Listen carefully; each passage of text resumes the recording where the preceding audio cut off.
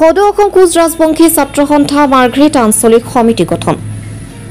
মাৰ্ঘেৰিটা উন্নয়ন খণ্ডৰ সভা কক্ষত আজি অনুষ্ঠিত হোৱা এখন ৰাজহুৱা সভাত সদৌ অসম কোচ ৰাজবংশী ছাত্ৰ সন্থা পূৰ্ণাংগ পৰ্যায়ৰ মাৰ্ঘেৰিটা আঞ্চলিক সমিতিখন গঠন কৰা হয়।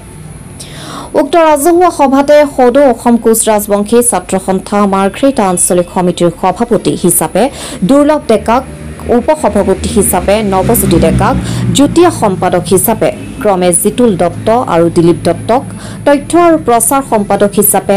ৰাহুল আৰান্ধৰাক, সাংগঠনিক সম্পাদক হিচাপে কুল ৰাজবংশীক, সহ সম্পাদক হিচাপে সুৰজিৎ দত্তক লৈ পূৰ্ণাংগ পৰ্যায়ৰ মাৰ্ঘেৰিটা আঞ্চলিক সমিতিখন গঠন কৰা হয়।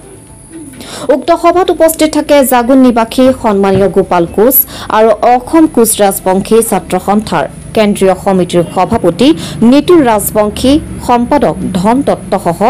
বহুসংখ্যক গণ্যমান্য ব্যক্তি উপস্থিত থাকে। মাৰ্ঘেৰিটা সমজিলা কোচ ৰাজবংশী জনগোষ্ঠীৰ ৰাইজৰ সৌজন্যত বিশেষকৈ কোচ ৰাজবংশী ছাত্ৰ সন্থা আৰু কোচ ৰাজবংশী মহিলা সমিতিৰ যৌথ উদ্যোগত এখন কোচ ৰাজবংশী নাগৰিক সভা আৰু কোচ ৰাজবংশী ছাত্ৰ সন্থা পূৰ্ণাংগ সমিতি গঠনৰ কাৰণে এখন ৰাজহুৱা সভা আহ্বান কৰা হৈছিলে আৰু সেই ৰাজহুৱা সভাখন পৰিচালনা কৰিবৰ কাৰণে আমি জাগুনৰ নিবাসী সন্মানীয় শ্ৰীযুত গোপাল কোচ ডাঙৰীয়াক নিমন্ত্ৰণ কৰি আনিছিলোঁ আৰু এই সভাখনত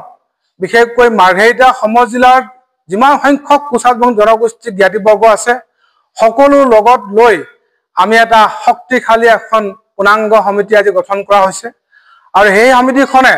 আগন্তুক দিনত কোচ ৰাজবংশী জনগোষ্ঠী ভাষা, সামাজিক, সাহিত্যিক বিভিন্ন ক্ষেত্ৰত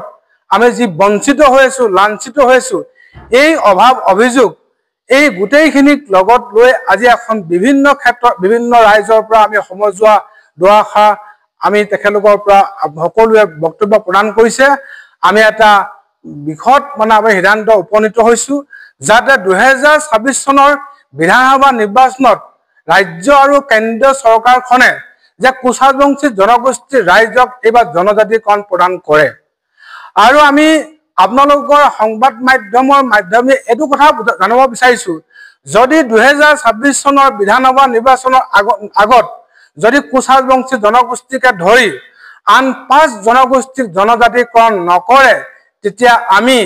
আমাৰ য'ত আমাৰ কোচ ৰাজবংশী জনগোষ্ঠীৰ ৰাইজ জ্ঞাতিবৰ্গ বিভিন্ন ঠাইত নিশ্চিত হৈ আছে সকলো লগত লৈ একত্ৰিত কৰি আমি এইখন চৰকাৰক আমি হলঠেকত পেলোৱাৰ কাৰণে আমি বিভিন্ন ক্ষেত্ৰত আমি কুচকাৱাজ কৰিম আৰু 2026 চনৰ বিধানসভা নিৰ্বাচনৰ আগত 2025 চনৰ শেষত যদি জনজাতিকৰণ যদি কৰা হয় তেতিয়া এইখন চৰকাৰক আমি সদায় সন্মান জনাম, সদায় আমি তেখেতক সন্মান দি আমি বিভিন্ন ক্ষেত্ৰত সহায় সহযোগিতা কৰিম।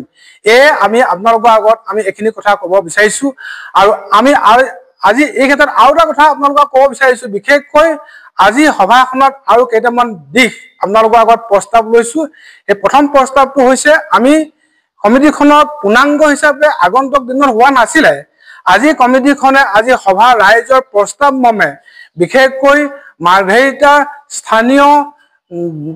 যুৱক শ্ৰীযুত দুৰ্লভ ডেকা ডাঙৰীয়াক সভাপতি হিচাপে আৰু জিতুল দত্ত আৰু দিলীপ দত্তক যুটীয়া সম্পাদক হিচাপে আৰু নৱজ্যোতি ডেকাক উপসভাপতি হিচাপে আৰু কুল ৰাজবংশীক সাংগঠনিক সম্পাদক হিচাপে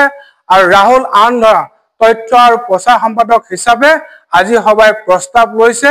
আৰু আগন্তুক দিনত এই সকল ব্যক্তিয়ে যাতে কোচ ৰাজবংশী জনগোষ্ঠীৰ ৰাইজৰ সংগ্ৰামখন শক্তিশালী ৰূপত আগুৱাই নিয়াৰ কাৰণে এটা আজি আমাক দায়িত্বভাৰ অৰ্পণ কৰা হৈছে। ইয়াতে আমি